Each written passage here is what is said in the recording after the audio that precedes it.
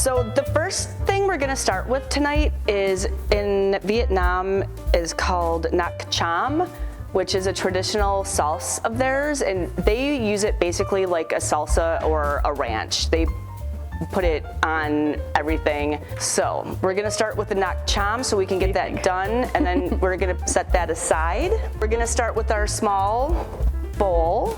We're starting with, the recipe calls for a red or green chili, so we had jalapenos, so I just grabbed jalapenos. So we're gonna cut it in half like this first, and then lay it on the side so that it doesn't roll, and that'll make it easier to slice.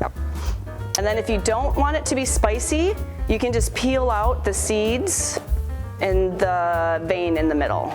So you can slice, chop, dice, kind of whatever you want to do with your jalapeno. I did mine in, I'm just going to leave mine in slices since that's how I showed you guys. We are putting our jalapenos in the bowl. Traditionally, a lot of times what you'll see in Vietnamese food as well, since they do border a sea, I believe it's the sea/ocean, you'll see a lot of seafood in their cuisine. They typically eat a lot of fresh fruits and vegetables. Fresh herbs are very prominent in their style of cooking. What's kind of nice about this cuisine as well is if, let's say, you are gluten intolerant or you have celiac disease, generally they're mostly naturally gluten-free because they use a lot of rice-based dishes, which is gluten-free. So a little trick to limes, if you ever use them at home, if you roll them around, it helps break up the membranes inside and you'll get more juice out of it. We're just gonna cut those in half this way.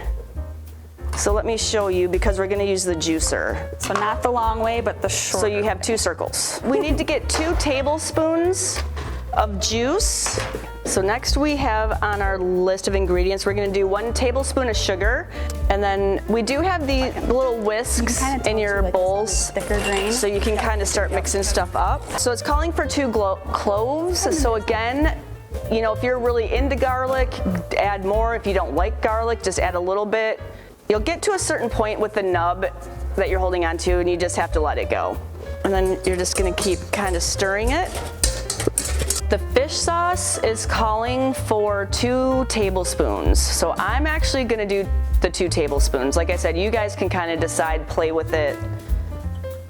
Next step is really easy. We're gonna open our noodles, and then underneath your tables, you all have an empty pan that looks like this. So you can open up your noodles and put them in this pan.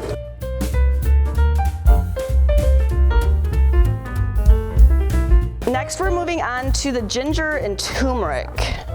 This little funky orange root is the turmeric, and then this bigger one is the ginger. I'm leaving mine off to the side because we're gonna do a little bit of a marinade. So we're gonna mix the ginger, a little bit of oil, and then you can kind of coat the fish in that.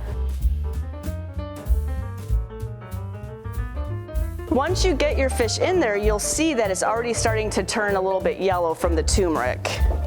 Once your pans are warmed up, we are going to add another tablespoon of oil to your saute pans.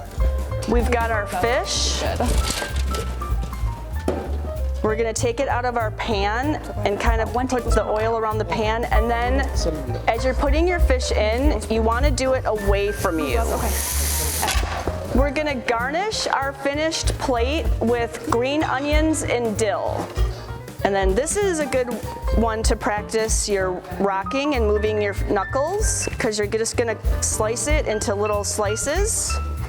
And then once you get your noodles on your plate, you're gonna put the fish right in the middle of it, and then you're gonna garnish it with all the beautiful fresh herbs you just cut up. And then the part that I'm so excited that you all are so excited, you get to put your Nak Cham on it.